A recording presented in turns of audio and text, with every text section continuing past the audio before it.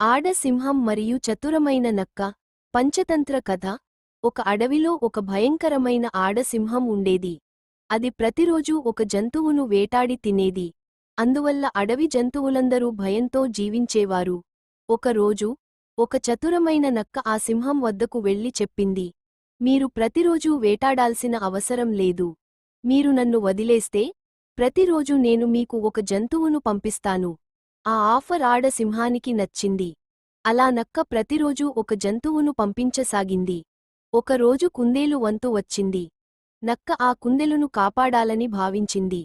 అప్పుడు ఆడసింహం వద్దకు వెళ్లి చెప్పింది, ఈరోజు కుందేలు వస్తుండగా మరొక సింహం దాన్ని అడ్డగించి తాను ఈ అడవికి రాజనని చెప్పింది.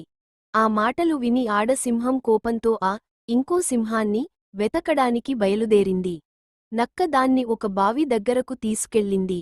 ఆడసింహం నీళ్లలో తన ప్రతిబింబాన్ని చూసి అది ఇంకో సింహమని అనుకుంది. దాన్ని భయపెట్టేందుకు అరచింది. ప్రతిబింబం కూడా అరచింది. కోపంతో బావిలోకి దూకింది మరియు మునిగి చనిపోయింది. అంతటి పెద్ద ప్రమాదం నుండి బయటపడ్డ జంతువులు నక్కకు కృతజ్ఞతలు తెలిపారు. నీతి: బుద్ధి బలం కంటే గొప్పది.